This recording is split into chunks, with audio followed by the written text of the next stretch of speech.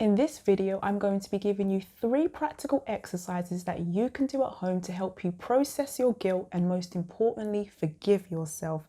So stick around.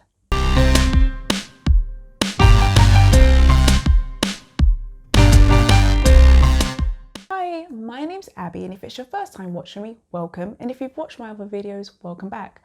I'm the founder of CoachAbby.com, and I'm also the co-author of a book called Manifest in Love.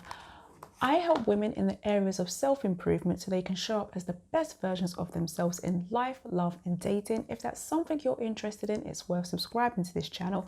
And I want to say a big, massive hello and welcome to all my new subscribers. Thank you so much. I appreciate your support as I am growing this channel organically. So it does mean a lot to me. So if you haven't done so already, please do subscribe.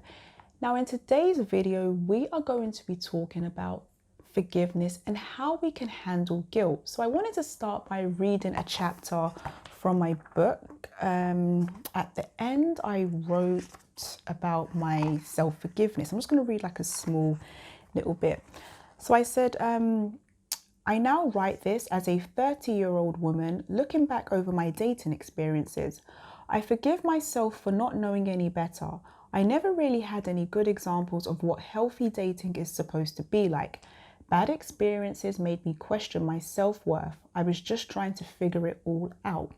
So I had realized along my self-love journey that I had allowed certain behaviors to happen in my life. And it was basically related to the fact that I didn't know any better. And I found that once I took some reflection and I realized what I had allowed to happen in my life, I felt really guilty, but at the same time, this guilt wasn't really fair because I couldn't judge myself for something that I didn't know back then. I realized that I had to move forward with compassion, and I want you guys to do the same because it is not fair to judge yourself for things that you simply didn't know. And it's very important that you do forgive yourself, because if you don't forgive yourself, what will happen is you will start to move forward, and as you move forward, you will allow the guilt to sabotage you from certain opportunities. So if something good comes your way, you might just reject it because you feel like you don't deserve it, and that is the guilt inside of you.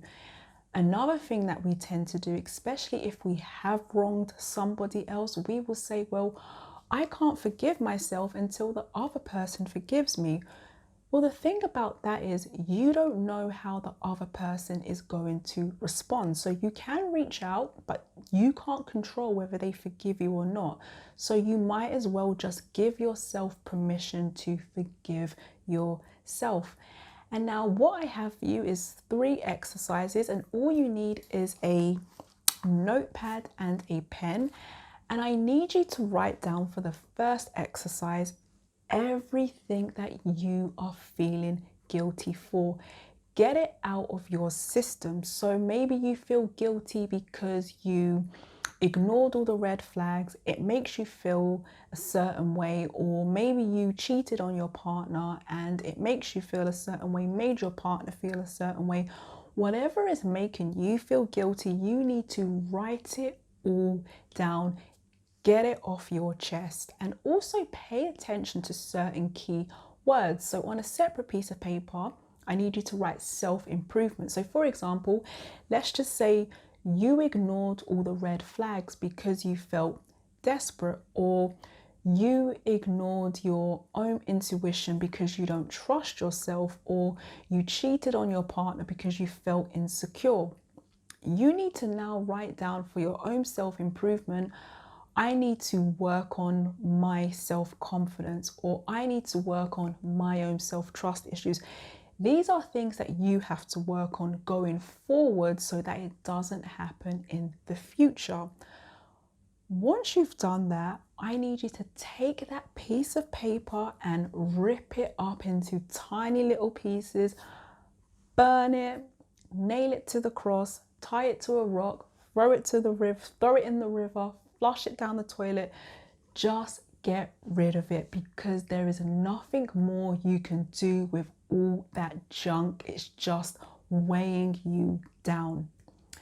Step 2 is going forward in forgiveness. So anything that's making you feel guilty, you now need to reverse it.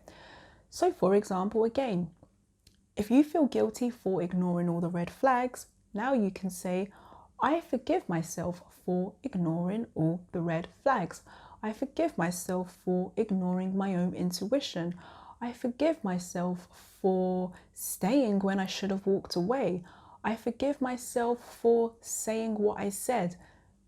Whatever it is, turn it into I forgive myself and read it at least 3 to 4 times until you really feel like, man, I forgive myself. And then step 3, I want you to get a really nice pen, and with your best handwriting, has to be really nice. Step 3 is all about going forward knowing that you are deserving. So you can write, I deserve to be in healthy, happy relationships. I deserve to be with someone who's going to treat me with respect. Write down all the things that you know you deserve. And that is something that I need you to read over and over again until it goes from your conscious mind to your subconscious mind, sinks into your body so that you feel it and go forward knowing that you are deserving. It's important to take note that once you've done this exercise, you might still harbor feelings of guilt, and that's okay. Sometimes it's not an overnight process. Notice that I asked you to rip up the first piece of paper. That's because if you are going to dwell on anything, I want you to dwell on your own forgiveness. That's why it's important to read that paper over and over and over and over and over again until you realize there's only so much self-forgiving you can do. Eventually, you will have to move forward, and that is when you reach for your other piece of paper that says, I am deserving, and you know that you are deserving. If you do find that you really are having trouble processing your own emotions, that's okay. That's where help comes in. Depending on how deep it actually runs, you might need to see a licensed professional. So you might want to get help from a counselor or a therapist, just someone that can help you work through those issues. Now, if it is an issue that's to do with your own mindset and self-confidence, that is where coaching can come in to save you. So I have an 8-week coaching program called Her Higher Self, where you can work with me one-on-one for 8 weeks, and I will help you to heal, rebuild, love yourself more, and rebuild your confidence so that you can show up to life as the best version of yourself. If that's something you're interested in, I invite you to fill out the form on my website. I will leave all my information in the description box below. There is 0 obligation to join. I will give you a free call back. We can discuss your issues and see if I can help you going forward. Well, that's all I have to say for now. If you like this video, please feel free to give it a thumbs up and do subscribe for more content that I'll be putting out. Thank you for watching. Bye for now.